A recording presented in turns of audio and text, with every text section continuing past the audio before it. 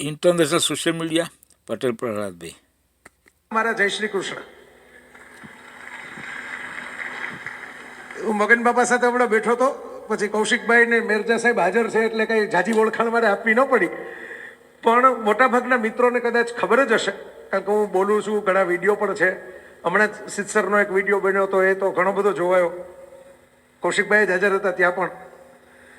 તો મારા મમ્મી કડવા પાટીદાર છે ને સૌરાષ્ટ્રના જ કડવા પાટીદાર છે, કુતિયાણા પાસે દેવડા, એટલે જયાબેન આરદર્શના એમનું નામ.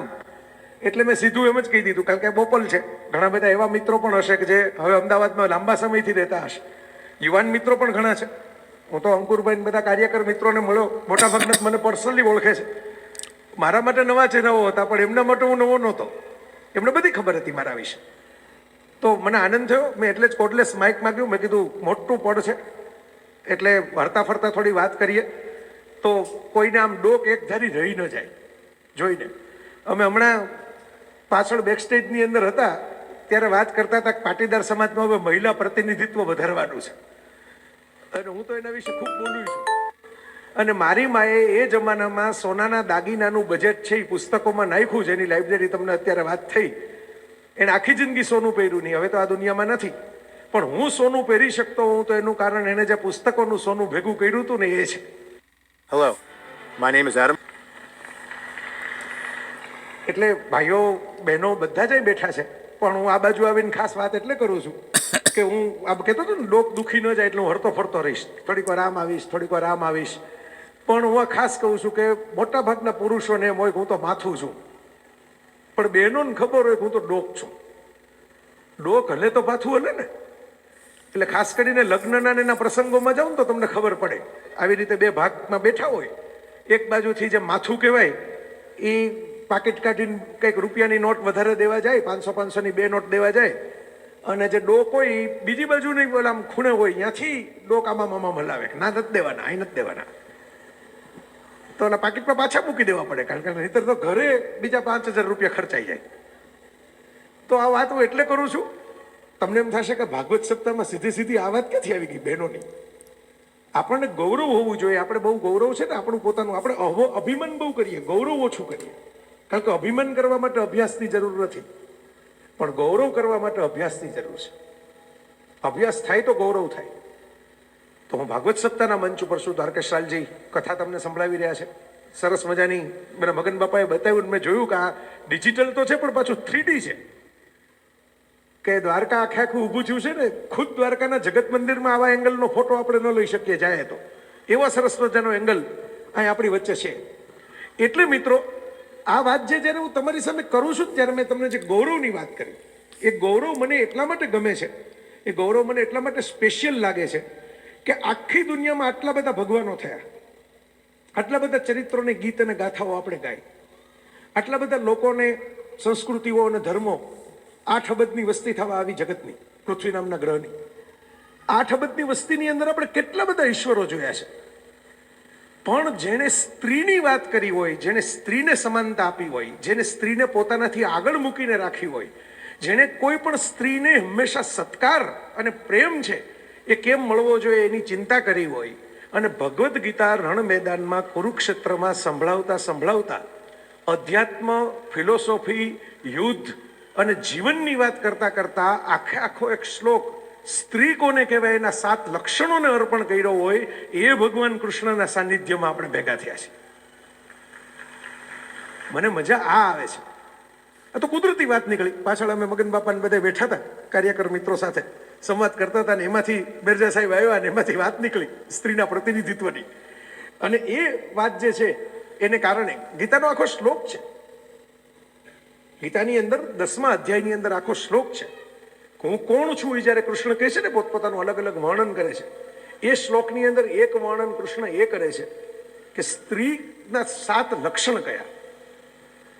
કીર્તિ હું છું, ક્ષમા હું છું, ધૃતિ ગર્ભ ધારણ કરે એ શક્તિ હું છું, સ્મૃતિ હું છું, મેધા હું છું, માણી મધુર હોય. એનાઉન્સમેન્ટમાં મોટા ભાગે બહેનોને રાખવામાં આવે, ખાસ કરીને એરલાઇન્સમાં તમે જુઓ, કોઈ મોટી કંપનીમાં તમે જુઓ, રેડિયો કે ટીવીની અંદર જુઓ, આ હું છું. આવું કૃષ્ણ કહે છે. તો આ કૃષ્ણ છે જેના માટે આપણે બધા ભેગા થયા. તમે બધા ખાસ્સા ગોઠવાઈ ગયા. મારે તમારો ફોટો લેવો હતો એટલે મેં મોબાઈલ હાથમાં રાખ્યો, કારણ કે મારે તમારી, હું બધે યાદગીરી મૂકતો હું છું જ્યાં જાઉં ત્યાં બધે ફોટા પાડીને. પણ હવે થોડોક સમય તમે, મેં જો મોબાઈલમાં ખિસ્સા મૂકી દીધો એમ તમારો ખિસ્સામાં રાખજો. આ બહારને બધા કોલર ટ્યુન આપણને એટલી બધી સંભળાતી હોય છે ને કે આપણે અંદરની રિંગટોન સાંભળવાનું રહી જાય છે. આ અંદરની રિંગટોન સાંભળવાનો પ્રોગ્રામ છે અને એટલા માટે હું તમારી વચ્ચે આવ્યો છું. કૃષ્ણનું એક કારણ તો મેં કીધું કે આખી દુનિયામાં જેટલા ઈશ્વરો થયા એમાં સ્ત્રીને જેણે પોતાની સાથે રાખી. વૃંદાવનમાં રાસ રચવાથી શરૂ કરી અને પૂજા થાય તો પણ રાધા કૃષ્ણ પહેલા બોલાય.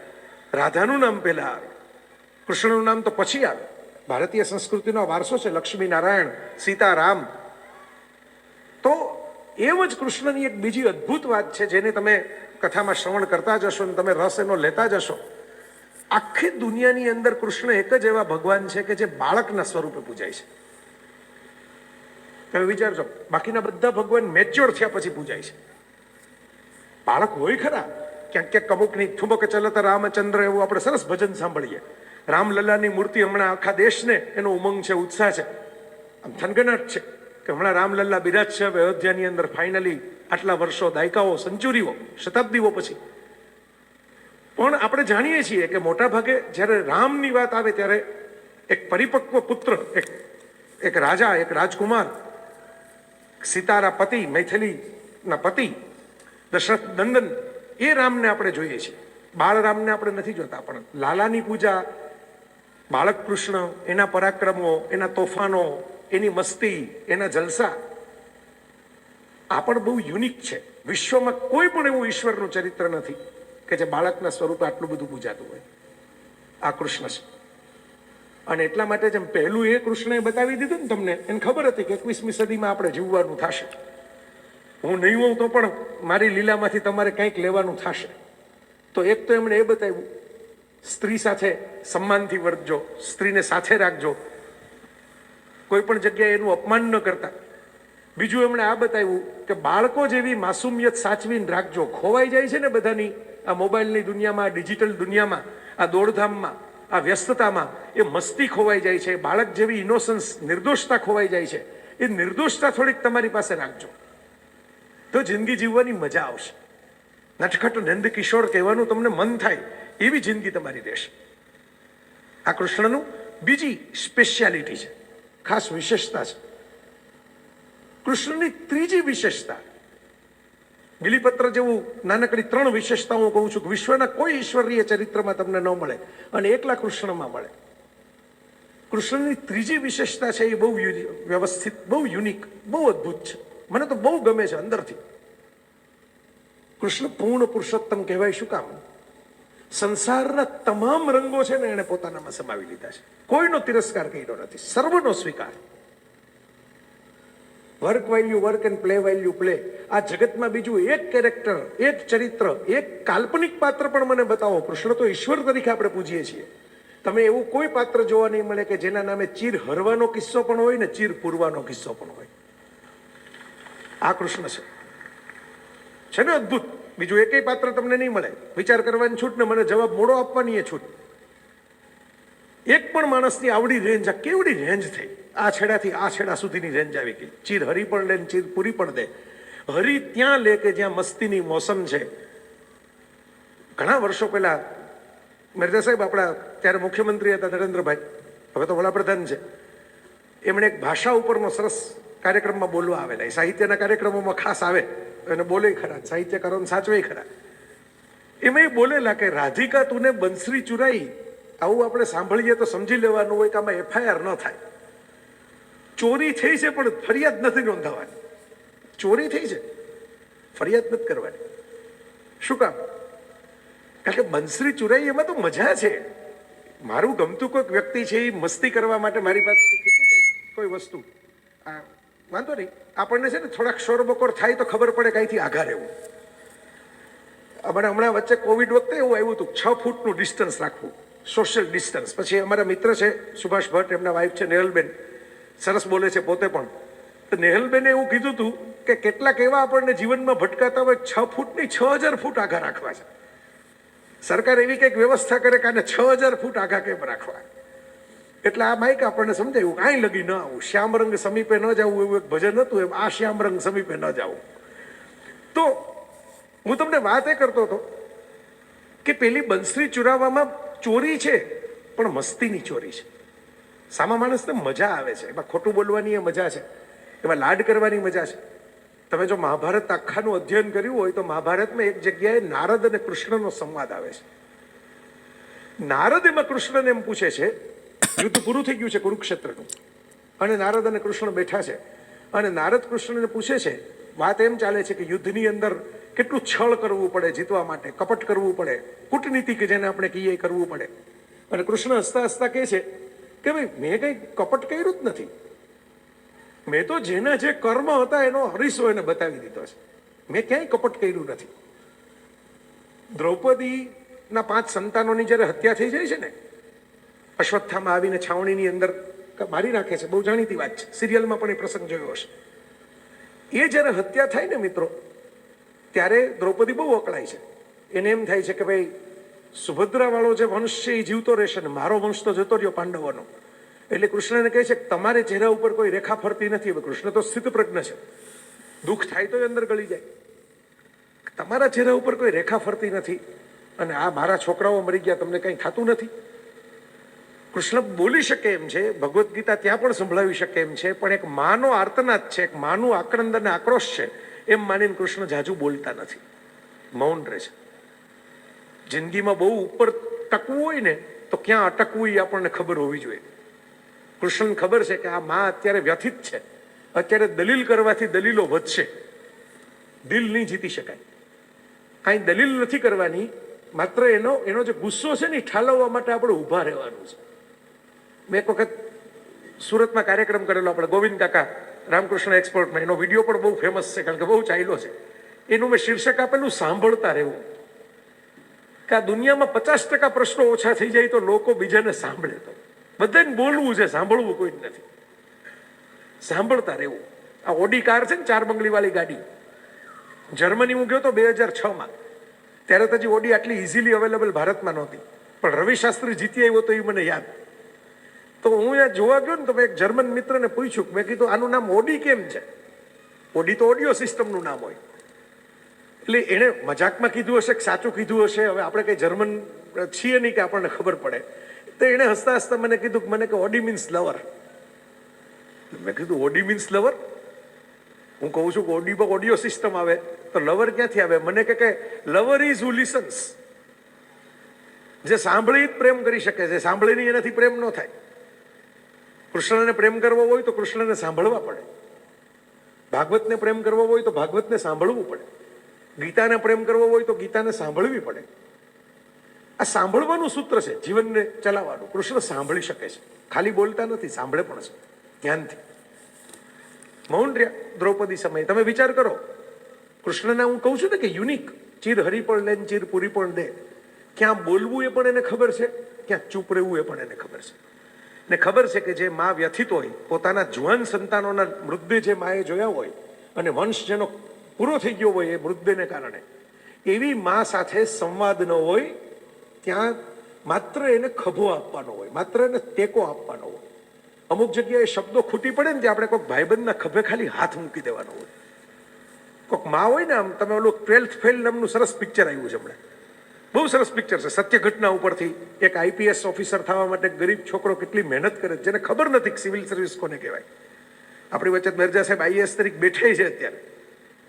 એટલે સિવિલ સર્વિસની આખું પિક્ચર છે. અને વિદ્યાર્થીઓએ ધ્યાનમાં રાખવા જેવું છે કે માણસ કઈ તાકાત લગાડી દે પ્રયત્નની.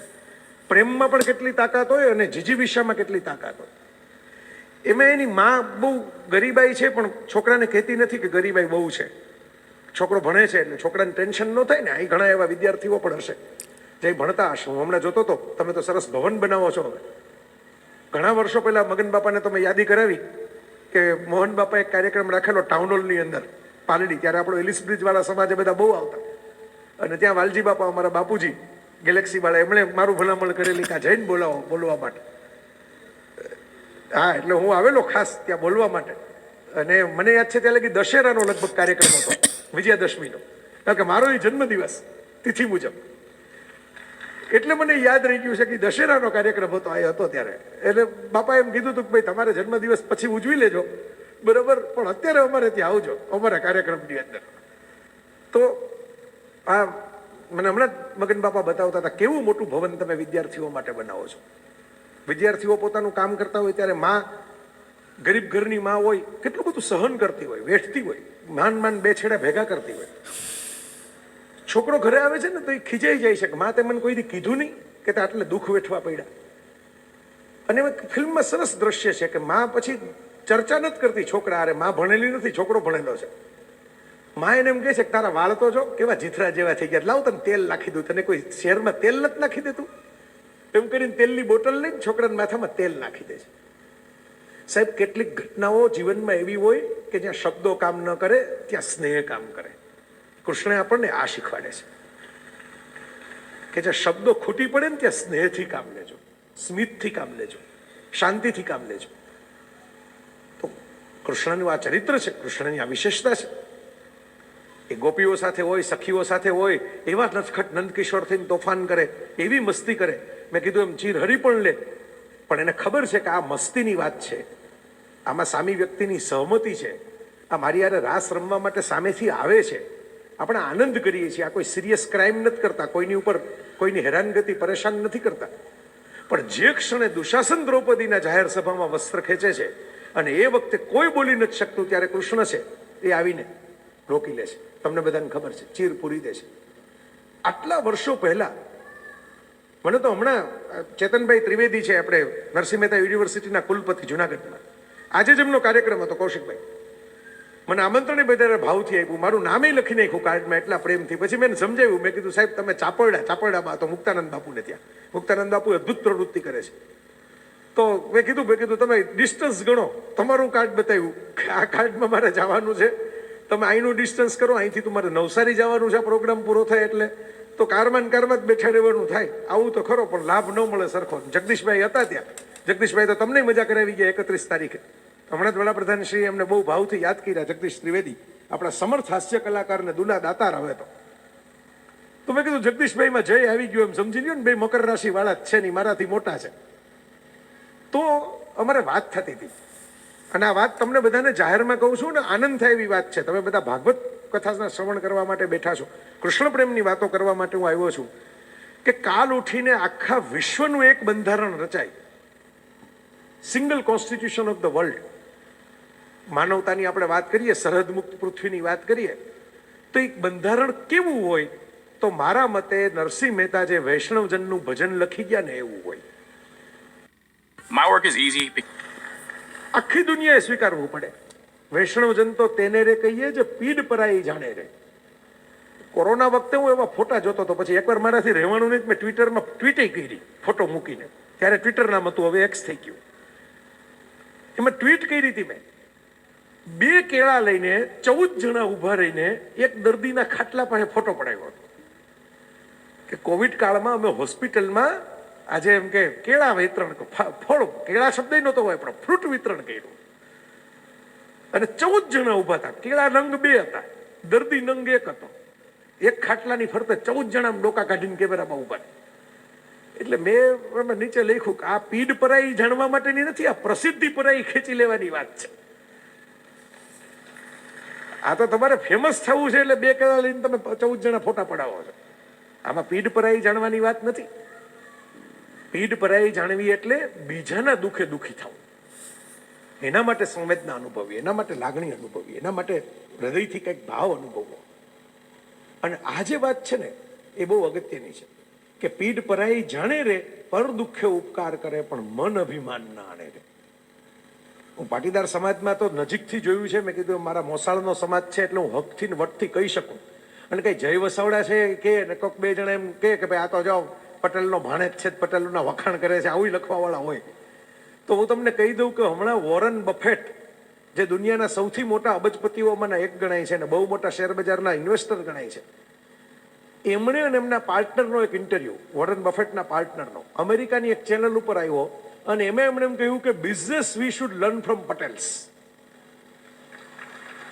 ગૂગલ કરી લેવાની છૂટ, તમને વિડીયો મળી જશે. વોરન બફેટ પાર્ટનર પટેલ એટલું લખશો તો તમને મળી જશે. તો વિચાર કરો, કારણ કે ત્યાં હું લાસ વેગાસની અંદર ગયો તો, મને બોલાવવામાં આવ્યો હતો કાર્યક્રમમાં. મેં કીધું લાસ વેગાસનું મને જ કોણ ઇન્વાઇટ કરે પ્રવચન આપવા માટે? લાસ વેગાસમાં તો બધા કસીનો જોઈને ડોલી ઉઠે, ઘણા તો સવારે ઉઠે જ નહીં, આખી રાત જાગે, નાચે ગાઈને મજા કરે. એમાં મેં કીધું ભાષણ કોણ રાખતું હશે? પછી ખબર પડી કે આ બધા જે આપણે જે જલસા કરીએ છીએ ને, મોટી મોટી હોટલો જોઈએ છીએ, એના માલિકો બધા પટેલો છે. અમેરિકન નામોની સાથે મેનેજમેન્ટમાં મોટલોમાં હોટલોમાં પટેલોના જ નામ છે અમેરિકામાં. અહીંથી ઘણાના કનેક્શન હશે, એટલે મારી કથા લાંબી નથી કરવી, પણ મારે એમ કહેવું છે કે પાટીદાર સમાજમાં આ ગુણ છે, આ વૈષ્ણવજન વાળો. પરધન જાલે આથરે, પર સ્ત્રી જેને માત્રે, જીવા થકી અસત્ય ન બોલે. આ ગુણ છે, આપણા વડવાઓએ રાખ્યો છે, એટલે આપણે આ સમાજ બનાવી શક્યા, ભવન બનાવી શક્યા, કથાના મંડપ સુધી પહોંચી શક્યા. આપણે માટીના મૂળિયામાંથી, ખેતરમાંથી ઉછળી અને આ બોપલની અંદર આવો મોટો સંસાર વસાવી શક્યા. આવા કંઈક વૈષ્ણવજન વડવાઓ હશે ત્યારે જ થયું હશે ને. અને પીઠ પર એ જાણે રે. સ્વામી સચ્ચિદાનંદજી સાથે હું બેઠો તો અમે એકવાર સંવાદ કરતા હતા કે પાટીદારો શિક્ષણ સંસ્થા બનાવે ને તેનો લાભ આખા સમાજને મળે છે, એક જ જ્ઞાતિને નથી મળતો. કેળવણીની સંસ્થાઓ બનતી હોય તેમાં બધા પ્રકારના વિદ્યાર્થીઓ ભણે છે. ભણવા માટે કોઈ દી કોઈ ના નથી પાડવામાં આવતી, દવા માટે કોઈ દી કોઈ ના નથી પાડવામાં આવતી, કોઈને ધક્કો મારીને કાઢી નથી મૂકવામાં આવતા. આનો આનંદ છે આપણને. પણ આ આનંદની સાથે મારે જે કેટલાક કૃષ્ણના ગુણો તમને કહેવાના છે. નારદજી કૃષ્ણની સાથે બેઠા હતા અને એની સાથે વાત કરતા હતા. આપણે વાત તો ત્યાંથી શરૂ કરી, ત્યાંથી આપણે એક મોટો ફેરો મારી આવ્યા. અમદાવાદના રિક્ષાવાળાઓ ઘણી વખત ફેરવે ને અજાણ્યો માણસ જોઈને, એ મોટો ફેરો મારી આવ્યા. નારદે કૃષ્ણને પૂછ્યું કે અસત્ય ક્યારે બોલી શકાય? તમે એમ કહો છો કૂટનીતિ એ યુદ્ધનો ભાગ છે, તો અસત્ય ક્યારે બોલાય? કૃષ્ણ જે જવાબ આપે તે તમને મને કામ લાગે એવો છે. નિર્દોષની રક્ષા કરવા માટે અસત્ય બોલી શકાય. 5 ગુંડા મવાલી કોઈક છોકરીની પાછળ પડ્યા હોય ને તમને ખબર હોય કે કઈ દિશામાં ગઈ છે, ત્યાં સત્યવાદી હરિશ્ચંદ્ર થઈને ઓલા 5 જણાને કહેવાનો જવાય કે આમ જાજો. ઊંધી દિશામાં તમે પહોંચી જાવ એમ કરીને એને ઊંધા રવાડે ચડાવી દેવાય. તમે એકલા લડી ન શકો તો કાંઈ નહીં, જટાયુ જેટલું કામ તો કરી શકો ને, રોકી તો શકો ને, લડો નહીં તો કોઈ નિર્દોષનો જીવ બચાવવા માટે અસત્ય બોલી શકાય એમ કૃષ્ણ કહે છે.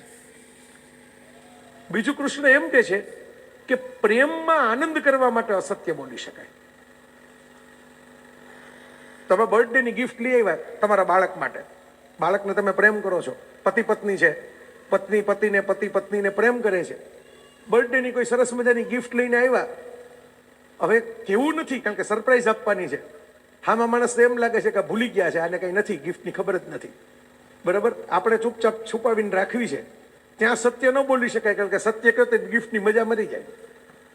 તમને ખબર છે કે સરપ્રાઈઝ સાંજે આપવાનું છે, 5 જણા ભેગા કરવાના, 10 જણા હારે પાર્ટી કરવાની છે, ત્યાં લગી ચૂપચાપ ખોટું બોલીને ચલાવવું પડે. એમ અસત્ય બોલી શકાય પ્રેમમાં. આ કૃષ્ણ કહે છે, હું નથી કહેતો. મહાભારતમાં નારદને.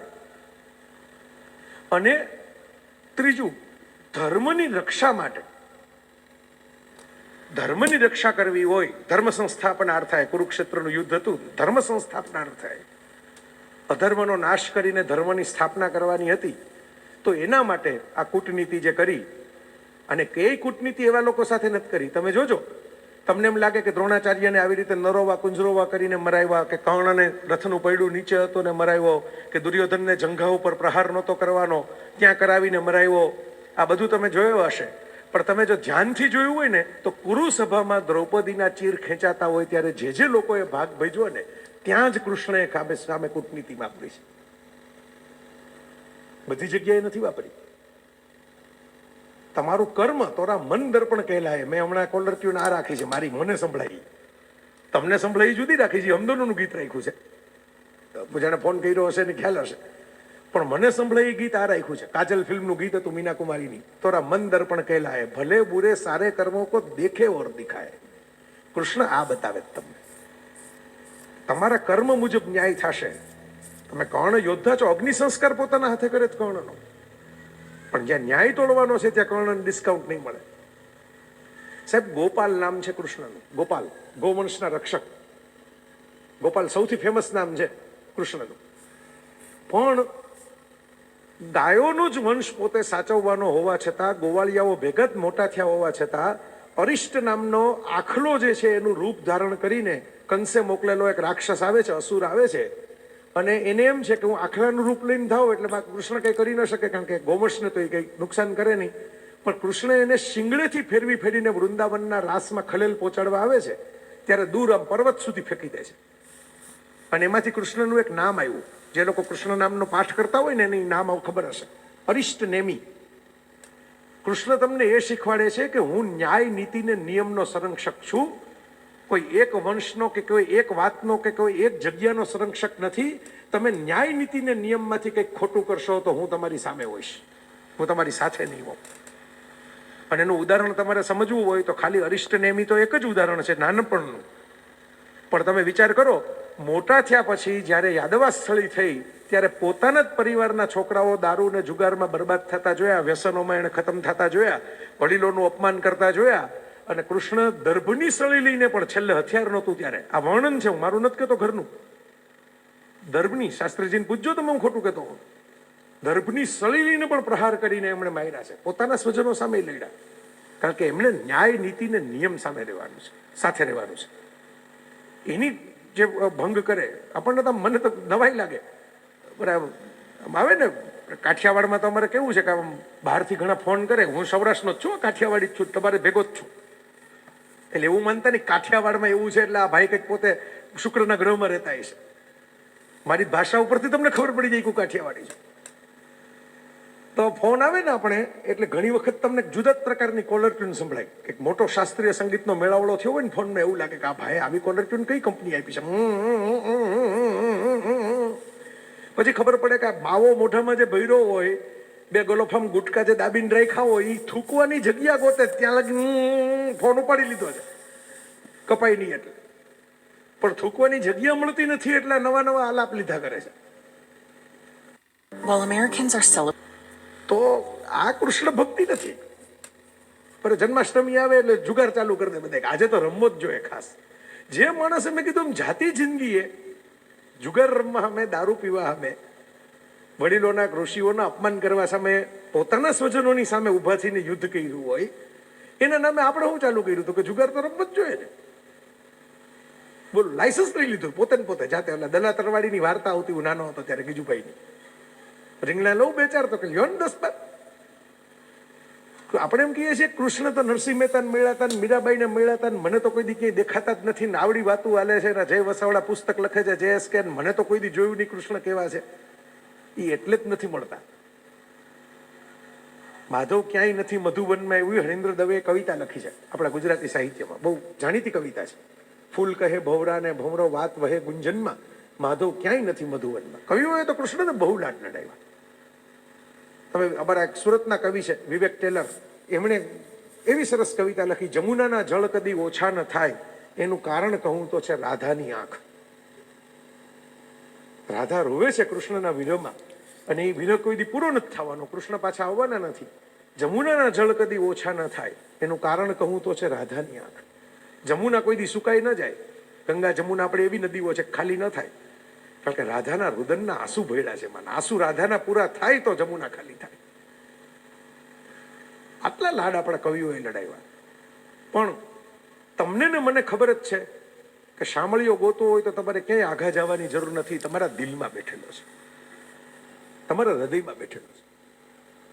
મને પોતાનો અનુભવ થયો છે. સામાન્ય રીતે આ વાતો બહુ કરતો નથી. એકવાર મેં કીધી હતી, રૂપાલા સાહેબ સાથે કાર્યક્રમ હતો, શાબુદ્દીનભાઈ હતા, હું હતો, ભાગ્યેશભાઈ હતા, અમદાવાદમાં ટાઉન હોલમાં. ત્યારે મેં આ વાત કીધી હતી, કારણ કે આ પુસ્તક JSK ત્યારે નવું તાજું આવ્યું હતું, હજી 1 વર્ષ થયું હતું. આજે ફરીથી કહું છું, કારણ કે જનરેશન ફરી ગઈ, ટાઈમ ફરી ગયો. હવે તો વિડીયો લોકોને એવું છે કે 1.5 મિનિટના હોય તો ડ્રીલ જોવી છે, 1.5 કલાકનો હોય તો વિડીયો નથી જોવા. જોવે, ચેક કરે ટાઈમ, પછી કે આ તો બહુ ચકરડા ફરે છે, જવા દો. આ JSK પુસ્તક મેં વિચાર કર્યો જ જ્યારે બનાવવાનો, ત્યારે હું તો મારા પુસ્તકો જાતે ડિઝાઇન કરું. અને મને એમ થાય કે કૃષ્ણનું પુસ્તક તો રંગબેરંગી હોવું જોઈએ, કલરફુલ.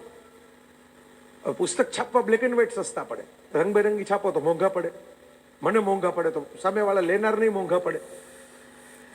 એટલે મેં કૃષ્ણ ઉપરના લેખો તૈયાર કર્યા, પ્રોજેક્ટ અભિરાય ઉપર ચડાવી દીધો કે ચિત્રો ઓરિજિનલ લેવા છે, ઇન્ટરનેટમાંથી ઉઠાવેલા નથી લેવા. નવા કૃષ્ણ આપણે લોકો સામે મૂકવા છે. જો થોર છે એવો માર્વેલનો હીરો છે, એનો હથોડો લઈને એ ઊભો હોય ને એની ફિલ્મો જોવા માટે આપણે હાઉસફુલ દોડાદોડી કરીએ તો આપણે હનુમાનની ગદા જોવા માટે કેમ દોડાદોડી ન કરી શકીએ? બરાબર. જે કૃષ્ણએ 14 વર્ષની ઉંમરે મલ્લકુસ્તી લડીને, દંગલ લડીને, પહેલવાનની જેમ કંસના ચારુણ અને મુષ્ટિક કૃષ્ણને બલરામે પછાડી દીધા, બે પહેલવાનોને, એ પહેલવાનને આપણે કેમ 6 પેક 8 પેક બોડી વાળા ન બતાવી શકીએ? તો મારે આવા બધા વિચાર હતા મગજમાં. પૈસા હતા નહીં. સમજો, આ વાત હું સમજીને કહું છું. આપણને એમ છે કૃષ્ણ મળે તો એમ જ મળવા જોઈએ, એક શંખ ચક્ર ગદા પદ્મધારી, માથે ત્રિપુન કરેલા મુરારી, મોરપીછ હોય, મુગટ હોય, પિતાંબર પહેર્યું હોય.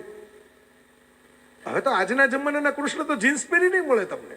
કૃષ્ણને તો કઈ તિરસ્કાર હતો જ નહીં પરિવર્તન સામે. હું તો કહું જ છું, પરિવર્તનના પ્રભુ છે, યુવાનીના પ્રભુ છે, ઇવોલ્યુશનના ભગવાન છે.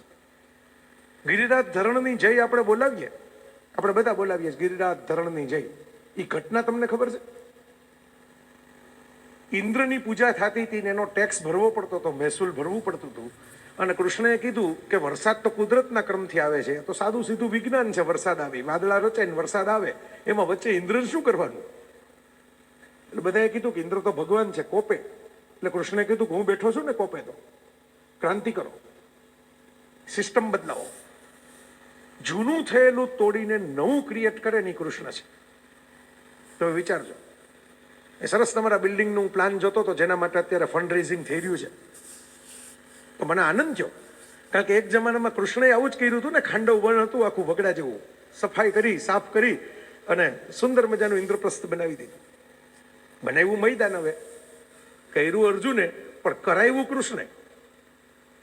એનું હસતા હસતા કહું કે કૃષ્ણ છે ને એ રિનોવેશનના ભગવાન છે. ઇનોવેશનના ભગવાન છે ને રિનોવેશનના ભગવાન છે. જૂનું એને કઈ ગમે જ નહીં, નવું જ કરે.